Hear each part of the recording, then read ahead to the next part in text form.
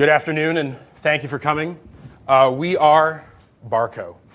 So when we first set out to start this venture, we thought, what can we examine? We wanted to start with a fundamental force that drives human interaction. And so we looked at the way we socially interact with each other. We wanted to make it more memorable, more delightful, and just genuinely more fun. So how could we do that? Well, we looked at something that has been prevalent in social interactions throughout pretty much all of history. The most famous social lubricant of them all, alcohol.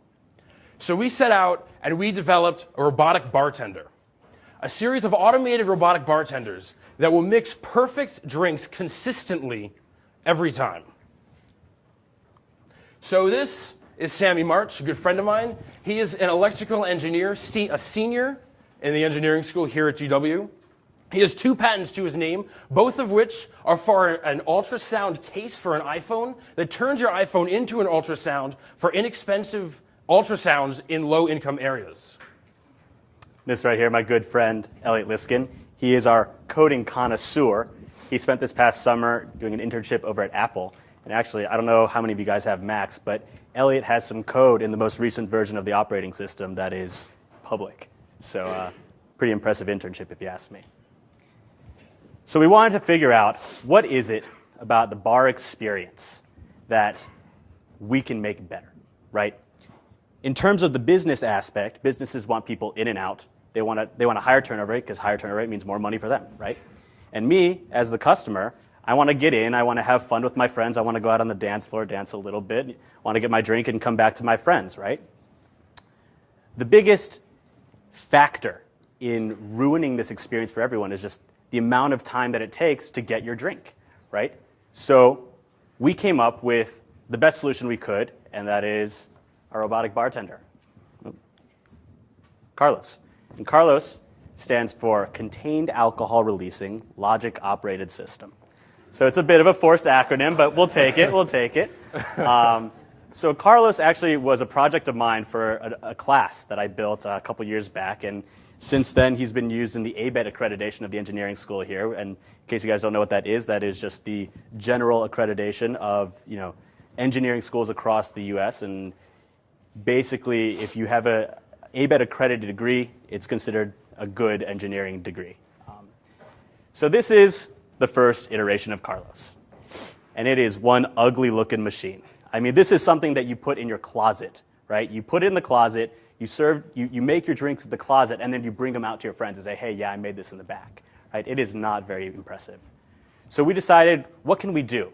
We can make Carlos better. So we went ahead and we decided to improve upon him, and we made Carlos Dos. I don't know why this clicker is. There we go. So Carlos Dos is an improvement upon the first version. And Carlos Dos, this is kind of a 2.5, and I'll get to that in a second, but he is much more entertaining to watch. He's kind of improved upon some of the difficulties that the first version had.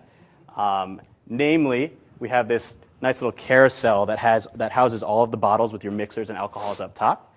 And all of them are poured from the bottle individually, and it spins around, and you get to watch the glistening of the light reflect off of it, and it's just more entertaining to watch. But that wasn't all we could do, right? Yeah, so when we looked at this, we said, what else could we do? And we came up with Carlos Trace. We imagined that Carlos Trace is going to be the final prototype of the Carlos series. We're just going to market it as Carlos. The numbers were sort of an internal numbering scheme that we had. But we said, how can we improve on this design? As you can see, it's made of wood. We are working on a student budget, so, it is made of wood. So we said, now that we're actually going into production, what can we do to make it better?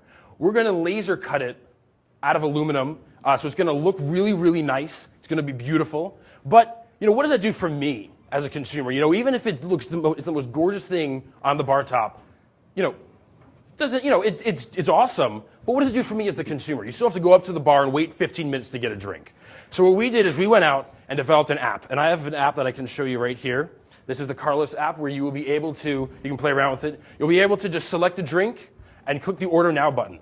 It'll then show you, it'll then say, 1 minute and 53 seconds remaining, and you know that when you get to, when that time is up, you can go up to the bar and your drink will be ready. Here's just some sample code of the app just to give you an idea. Right now it's on iOS, and you'll be able to use your iPad or your iPhone to order a drink. So Carlos is one of a kind. We are creating a niche market, the commercial automated bartending market. We'll get to competition a little bit later, but there's nobody else in this market now. We're creating a profitable field where we are going to establish ourselves as the premier, the forefront company in this field. So how are we going to do that? We're going to develop a brand. The most immediate thing and the most obvious thing to do is to use social media. You know, Twitter, Facebook, we can all do that. But from here is where it gets a little more interesting. We're going to use Kickstarter as a marketing tool. Now, Kickstarter, you know, everybody knows it as a fundraising platform, and we're absolutely going to use it for that. But we're also going to use it for its underrated marketing value, where when you have a Kickstarter pitch, you know, you get the word out there. People get invested in your project. They want you to succeed. We want them to succeed. And it's a mutually beneficial relationship between us and our backers. So that's going to focus on the consumer market. We're going to sell Carlos to the consumer market for $750. But if you back us on Kickstarter, you'll get discounted rates for Carlos. We're going to have a $50,000 cap on the Kickstarter. That is our goal, which is kind of low for a project like this. But as we said, you know, we want this more for the marketing value than for anything else. From there, we're also going to be doing the old-fashioned door-to-door pitch. As I said, the Kickstarter is more for the consumer market, and the door-to-door pitch is going to be more for the commercial market. So we're going to be going around to bars, pubs, nightclubs, everything else, and just, you know, talking with people. Because at Barco, we know that, you know, we are embedded in these social interactions. This is what drives us forward. So, you know, the best way to convince somebody of something, to show something to somebody, is to say, you know, is to go to them and talk with them, see what they want, and to tell them what you have and what you can offer them. Carlos is kind of a win-win system. And what do I mean by that? We make money, the businesses make money, the bartenders make money, and in the end, everyone kind of ends up pretty happy. But how does that happen? We give away Carlos. The machine is free. Think of it kind of like one of those Coke machines, right? Where you're paying for the Coke that goes in the Coke machine, but not the machine itself. Well, we went ahead and we've kind of looked into everything that goes into this, and we've decided that through the app, you know, every drink that you purchase through the app, there is an option to leave a tip for the bartender, right? And what we've decided to go ahead and do is we are going to take a percentage of that tip as our revenue stream. So, you know, the machine is free, but we get our money from the tips, same way a bartender does. Now, you might say, you know, who's going to tip a machine? But, you know, in the end, what we kind of have a strategy for kind of, I don't know, socially forcing a hand. I don't know. It sounds a little meaner than it is, but it's kind of a suggestion more than anything else. Anyway, so we make money when you make money because we make money off of your tips. The bars make money because they're getting a higher turnover rate.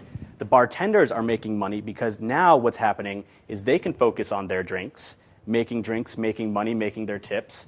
Carlos is right next to them, producing the same drinks equally as fast, and they're making 80% of the tips that come in through Carlos. So they're making extra passive income just by standing there behind the bar with the machine, and we're making our money off of that small percentage that comes from that. So you may be asking yourself, why do it through the tips rather than through the actual beverage itself? And that particular reason is because of regulations. So we've gotten in touch with ABRA, which is the Alcohol Beverage Regulation Administration, and we talked to one of their agents and kind of explained the whole idea, and he said, you know, this is what you can and can't do. It's going to be a huge legal nightmare if you want to go through and do, you know, through the alcohol revenues yourself. So we decided to go through the tip system, and we talked to him about it, and he's like, yeah, that's fine as long as it's considered a service fee. So that's kind of where that comes from. So, you know, coming back to the competition now, there are two competitors in our field. Neither of them are in the commercial market. Both of them are in the consumer market. They are both two successfully backed Kickstarter projects. One's called Bartendro from Party Robotics, and the other one is Monsieur. And let me discuss the pros and cons with you now. So Bartendro starts at $2,500 and will run you all the way up to $4,000, depending upon the model you get. Some of the pros is that, you know, its biggest selling point is that it is open source and modular. which sounds awesome because it's easy to replace the alcohols. You can do whatever you want with it. And if you know what you're doing, it's easy to manipulate. But the problem is that it comes as a kit. And unless you have a working knowledge of electronics, you can't do anything with it. And if something breaks, you're on your own. You have to figure it out and you have to fix it on your own. Another big problem with this design is that, as you can see, there's one funnel in the center. So all the alcohols come down through that funnel into your cup, which sounds like it's a simple design, but the problem is that remnants from previous drinks get caught up in your current drink. So what we did, we solved that problem. We had that problem with Carlos Uno, but we recognized that problem and we solved it by having this multi-bottle approach where each bottle pours into your cup independently of any other bottle. So next up is Monsieur. I mean, you can see it's nice, compact, sleek, it's good looking. It's going to set you back $4,000, but I guess if you're hosting a nice house party or something and you want to show off, be a nice option. The problem with Monsieur, unlike our Carlos here and Bartendro, is it's extremely hard to replace the alcohol in it. And when I say that, I mean you have to unscrew a panel in the back to pull out the bottles and replace them. Not that bad if you're just doing a house party, once every now and then, and you don't plan on replacing everything in it. But if you're at a bar and you're going through 4 bottles of whiskey in a night, you don't want to have to unscrew the panel every single time.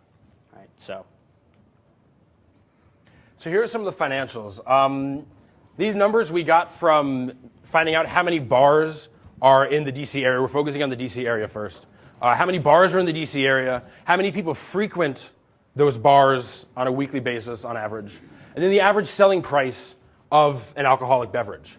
And from there we constructed these graphs, taking into account the difference that Carlos is only making some of those drinks, whereas a bartender is making the rest, and we're only taking a portion of the drinks that the tips from the drinks that Carlos makes.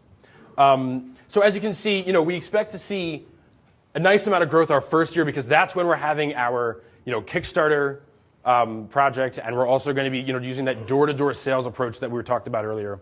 The second year is going to be just a little bit of growth because we expect to ride a little bit on the word of mouth. We're still going to be using that door-to-door sales approach, but we're not going to have that Kickstarter that we had our first year. But by the time the third year rolls around, we expect a significantly higher growth because by that time we'll become a name, we'll become popular. People will expect to see at least one Carlos per bar, which means that we expect that more bars will be interested in buying them, and more consumers will want one for their own personal use. And this other graph, this pie chart, shows an approximate breakdown of where we expect our revenue to come from.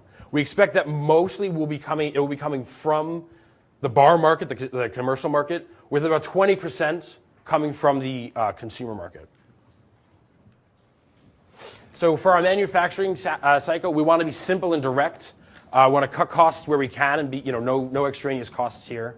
We're laser cutting the aluminum Carlos Trace out in China and then shipping it to the US for storage and distribution. We're not selling abroad for the first couple of years, so we don't have to worry about storage or regulation there. And then I'll pass it to Sam to talk about refurbished models. Yeah, and so one of the questions that people have for us, at least bars and owners that we've kind of just gone and talked to about this, is what happens if it breaks on me? We don't expect it to break. We put a lot of time and effort into the engineering that went behind it. But what happens if it does? And we came up with a solution that, at this point, the machine itself is not that expensive for us to build. So we will overnight you a new machine. And that old machine that is broken, we'll take back, make it into a refurbished model. We'll fix it up in-house. And that will become the new model that gets shipped out next time if there's for anyone else who may have an issue. Barco, we make socializing more fun, more enjoyable, more memorable, and more delightful. We're doing that through Carlos, focusing on 2 markets, the commercial market and the consumer market. And our business model is such that everybody can win, everybody can benefit. And with that, we'd like to raise a toast to Carlos. Thank you.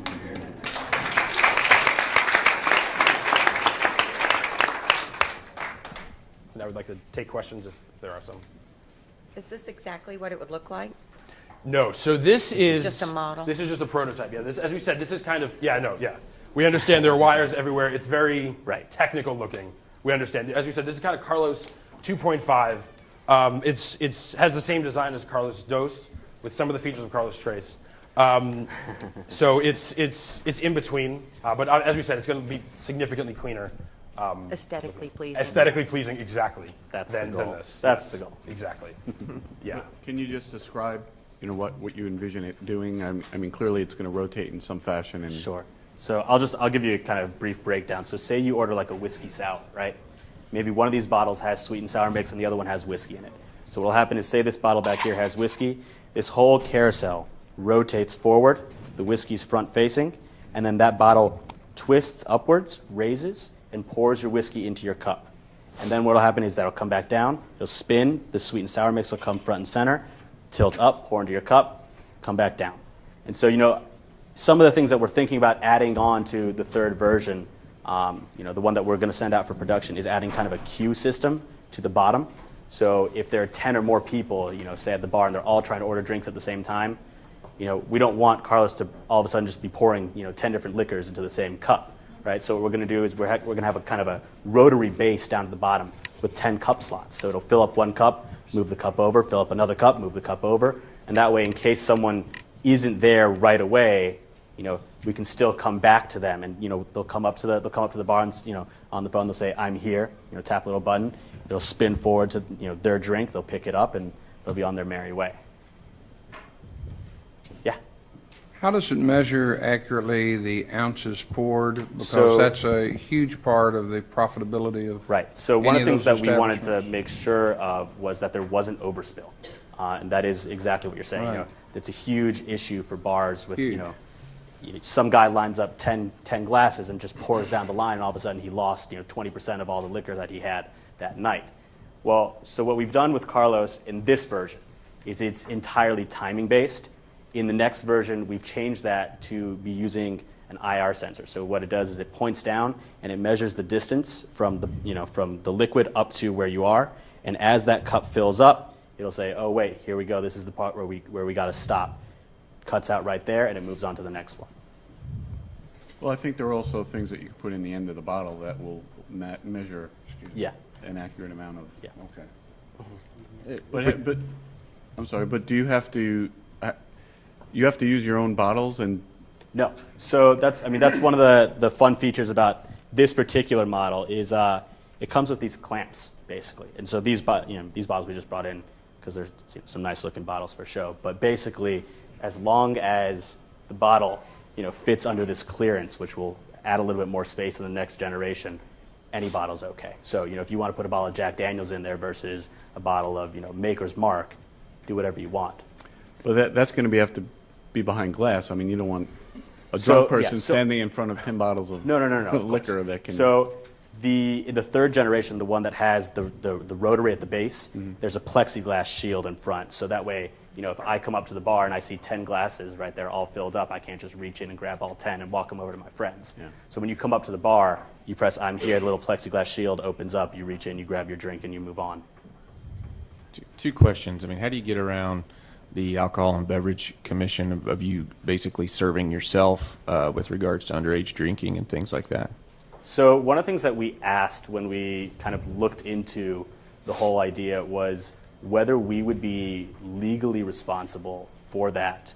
And kind of what we heard from ABRA was that because legally all the bars and any place that's selling alcohol is required to have a bartender behind the bar, that it still is part of the establishment's responsibilities to check for underage drinking because they have that bartender back there.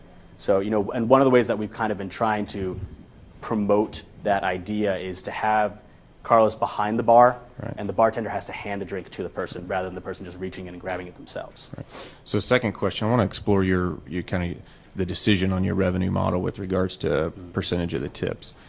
Just doing some rough math, I mean, Sure. if I assumed, and I know this is probably cheap, but at $5 a drink, That's exactly assuming what a it is. 10% tip rate, and you take 20% of that, that gives you about 10 cents per drink for your revenue model. And at $750, that's 7,500 drinks that need to be dispensed in order for you to get to your retail or your price point. Yeah. As opposed to thinking about just selling the unit for $750 Sure. at an 80% estimated margin for the drink to the establishment. There was only like 175 drinks necessary. So you would think that the efficiency that it would get the bar So one you'd of the be things able that, to convince them one of just the things to that we sell it looked to them. into was the idea that if you kind of take the average turnover rate, the average amount of customers per establishment per large city, something like that, you get around 75 75 people per turnover. And the idea being that even if they only buy one drink a person, 75 drinks, and say maybe half of them are bought through Carlos, that's still 35 drinks in one turnover. You expect about 2-3 per night, 2-3 full turnovers per night. That puts us at about, what is it, maybe $100, $105 a night on a busy night per se. But then all it takes is 7 weeks, and I've recouped my cost of the machine, and then from then on out, I'm just making more money on my original investment of giving them the machine. So the idea was kind of have a revenue stream after the point of sale. Thank you very much. Thank you so much.